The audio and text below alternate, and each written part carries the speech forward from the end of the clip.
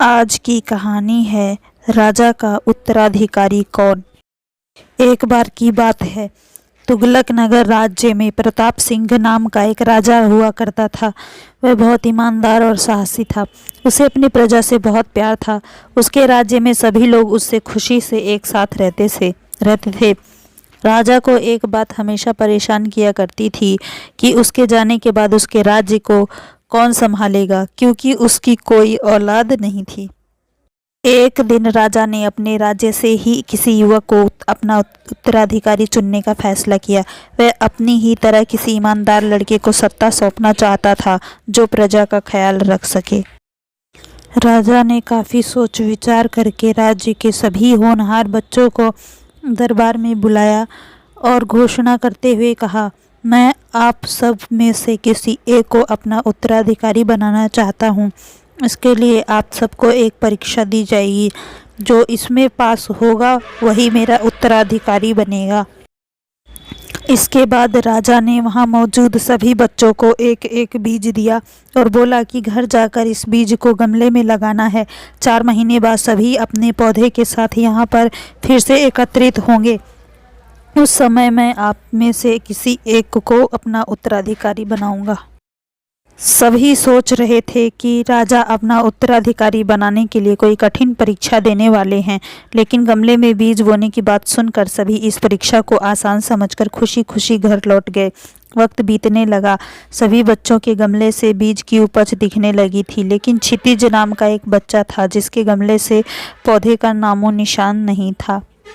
क्षितिज के साथ के दूसरे बच्चों के पौधे बड़े होने लगे थे। ये देखकर वह बहुत परेशान रहने लगा। वह मन ही मन ये सोचता रहता कि सबके गमले में पौधे आ गए, लेकिन उसके गमले से पौधे क्यों नहीं आ रहा है।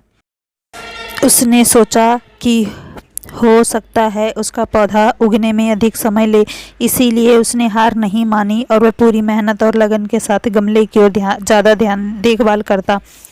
धीरे धीरे 4 महीने बीत गए, लेकिन क्षितिज के गमले से कोई पौधा नहीं आया। वहीं ज़्यादातर सभी बच्चों के गमले में पौधे निकल आए।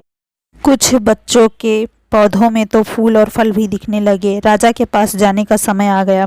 क्षितिज ने सोचा कि वह राजा के पास जाएगा तो उसका गमला देखकर सब उसका मजाक बनाएंगे। कोई उसकी बात पर विश्वास नहीं करेंगे कि वह हर दिन गमले में पानी देता था, वह उसकी देखभाल करता था। क्षितिज की माँ ने उसे समझाया और कहा कि नतीजा कुछ भी आया हो, लेकिन तुम्हें राजमहल उनका बीज लौटाने जाना चाहिए। जो होगा देखा जाएगा। माँ के समझाने पर क्षितिज मान गया और खाली गमला लेकर राजमहल पहुंचा। वहां उसने देखा कि सभी के गमले में सुंदर सुंदर पौधे दिखाई दे रहे थे और सभी बहुत खुश थे। उसका गमला देखकर सभी हंसने लगे और अपनी मेहनत का बखान करने लगे। वो चुपचाप आंखें नीचे किए शर्म से बैठ गया। इतने में राजा आए और सभी के गमलों को ध्यान से देखने लगे। जब वे क्षितिज के गमले के पास पहुंचे तो उन्होंने पूछा, ये किसका गमला है? क्षितिज, जी मेरा। राजा, तुम्हारा गमला खाली क्यों है? क्षितिज, मैं रोजाना इसको पानी देता था। मैंने इसकी बहुत देखभाल की, लेकिन इसमें से पौधा नहीं निकला। राजा, आओ मेरे साथ। क्षितिज राजा द्वार बुलाने पर डर गया, लेकिन उसे राजा की आज्ञा माननी ही थी। वह धीरे धीरे राजा की तरफ आगे बढ़ा। राजा ने उसे सिंहासन के पास ले जाकर बोले, तुम ही इस राज्य के असली उत्तराधिकारी हो। राजा के इस फैसले से वहां मौजूद हर कोई हैरान रह गया। राजा ने कहा, मैंने जो बीज दिया था वह नकली था, उससे पौधा आ ही नहीं सकता था। आप सबने बीज बदल दिया। लेकिन क्षितिज ने ईमानदारी के साथ 4 महीने मेहनत की और अपनी असफलता स्वीकार करते हुए मेरे सामने खाली गमला लाने का साहस दिखाया।